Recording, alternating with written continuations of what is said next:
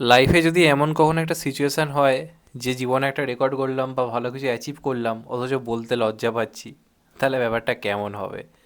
Just কালকের একটা ঘটনা দেখলাম। ঘটনাটা দেখে সত্যি কথা বলতে টাকে উঠে গেছে। একটা এত বড় রেকর্ড, এত বড় একটা অ্যাচিভমেন্ট, কিন্তু সেটাকেও চেপে যেতে হচ্ছে কিছু কারণের জন্য, কিছু লজ্জার জন্য।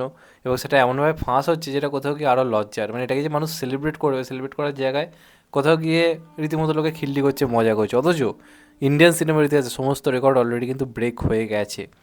এবং মানে প্রথম ইন্ডিয়ান সিনেমা হিসেবে এই ঘটনা ঘটিয়েছে ওয়ার্ল্ড ওয়াইড বক্স অফিসের দিক থেকেও। তো ব্যাপারটা কি?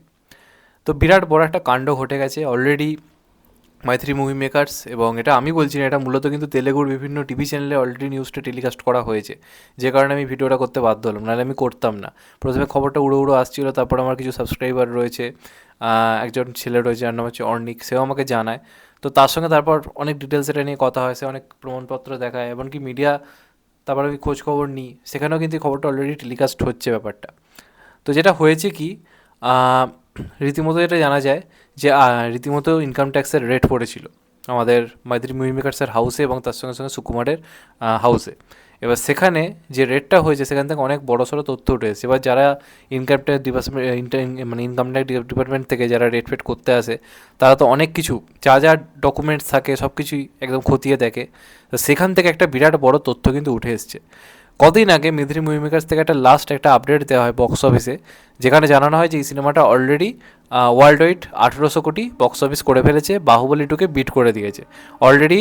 তাদের হিসেব অনুযায়ী 1800 কোটি বক্স অফিস যদি ধরি, তাহলে ইন্ডিয়ান সিনেমার ইতিহাসে world wide second highest crossing movie এটা। কারণ নাম্বার ওয়ান অলরেডি রয়েছে দঙ্গল, যেটা চায়না বক্স অফিস ধরে সিনেমাটা মোটামুটি আজ অবধি দাঁড়িয়ে 2080 কোটি টাকা কালেকশন করে আজ অবধি নাম্বার ওয়ান স্পটে রয়েছে এখনও পর্যন্ত। এবার ইনকাম ট্যাক্স ডিপার্টমেন্টের যেটা বক্তব্য, এই সিনেমাটার কালেকশন কিন্তু ওয়ার্ল্ড ওয়াইড 1800 কোটি নয়, তার থেকেও বেশি হয়েছে। তাদের কাছে যে ডকুমেন্ট উঠে এসছে সেখান থেকে তারা যেটা দাবি করছে, ইনকাম ট্যাক্স মানে ডিপার্টমেন্ট, ভেবে দেখো, তারা বলছে, তাদের যেটা বক্তব্য, এই সিনেমাটার ওয়ার্ল্ড ওয়াইড কালেকশন হয়েছে 2200 কোটি। কিন্তু এই সিনেমার প্রডিউসার এবং পরিচালক এই বক্স অফিসটা দেয়নি, তার থেকে অনেকটা কমিয়ে বক্স অফিস বলেছে। মানে 2200 কোটি থেকে তারা 400 কোটি বক্স অফিস কমিয়েও দিয়েছে।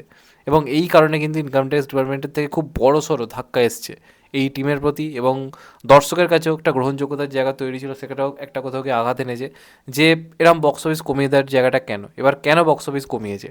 এই যে 400 কোটি কম বক্স অফিস বলেছে, তার কারণ হচ্ছে যাতে কিছুটা হলেও তাদেরকে কম ট্যাক্স দিতে হয়। কারণ এটা সবাই জানে, যত বেশি বক্স অফিস হবে তত বেশি তাদেরকে ট্যাক্স দিতে হবে। এবার এরা অতটা বেশি ট্যাক্স দিতে রাজি নয়, যে কারণে এই কারচুপিটা তারা করেছে। তারা জানে যে এই 400 কোটি যদি আমি একটু কম বলি, হতে পারে চিরকালের জন্য আমরা হয়তো সেকেন্ড স্পটে থাকবো, কিন্তু আমাদেরকে যে বিপুল পরিমাণ ট্যাক্সটা দেওয়ার যে ব্যাপারটা, সেটাকে আমরা ধর্তব্যের মধ্যে রাখতে পারবো, আমাদেরকে সেটা দিতে হবে না।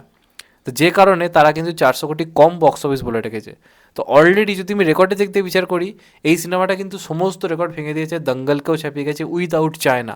দঙ্গল যেটা করেছিল সেটা মূলত চায়না থেকে, কিন্তু আল্লু অর্জুনের পুষ্পা একমাত্র সিনেমা যেটা শুধুমাত্র Indian box office, Tamil, Telugu, Hindi, Bangla, Malayalam বিভিন্ন ভাষা মিলিয়ে এবং খানিকটা ওয়ার্ল্ড ওয়াইড এই সব মিলিয়ে রেকর্ড করেছে। এটা হয়তো ইন ফিউচার কোনো সিনেমা কতটা ব্রেক করতে পারবে যথেষ্ট তাই নিয়ে সন্দেহ রয়েছে।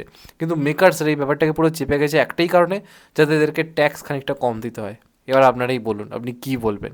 আমি অলরেডি এই মানে পরিচালক সুকুমার, আমার মনে হয় মাথায় একটু গন্ডগোল রয়েছে, বা টিমটারও মাথায় একটু গন্ডগোল রয়েছে। তার কারণ এরা পুষ্পা টু এক্সটেন্ডেড ভার্সানে যেসব জিনিস অ্যাড করেছে সেগুলোকে বাদ দিয়েছে মেন সিনেমাতে, আর কিছু উল্টো পাল্টা ইললজিক্যাল জিনিসপত্র সিনেমার মধ্যে রেখেছে।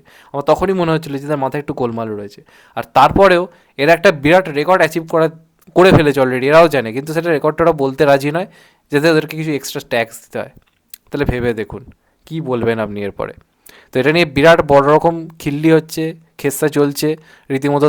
তেলেগু ইন্ডাস্ট্রিতে সবাই মজা খিল্লি করছে, আবার অপরদিকে ফ্যান্সরা এটাকে সেলিব্রেটও করছে, কারণ তাদের কাছে বড় ডেটা উঠে এসেছে, সিনেমা 2200 কোটি কালেকশন করেছে, ইন্ডিয়ান সিনেমার ইতিহাসের রেকর্ড। তো এটাকে আপনারা কীভাবে দেখছেন ব্যাপারটাকে অবশ্যই কমেন্ট করে জানান।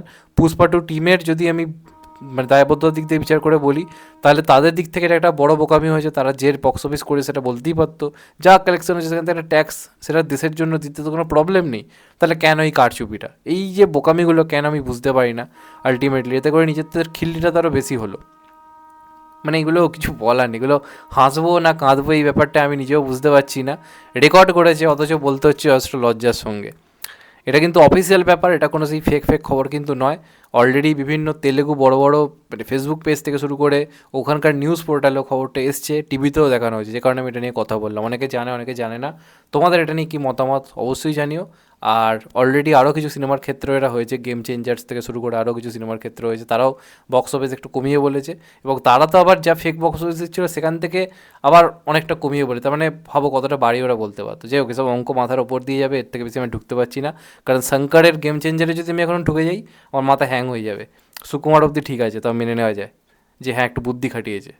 যাই হোক, এটাই বলা ছিল। তোমাদের এটা নিয়ে কী মতামত অবশ্যই কমেন্টে জানিও। চ্যানেলটা নতুন হলে চ্যানেলটা সাবস্ক্রাইব করে দিও অ্যান্ড কেটে দেবে আইকন। ভালো থেকো সবাই, টেক কেয়ার, নমস্কার।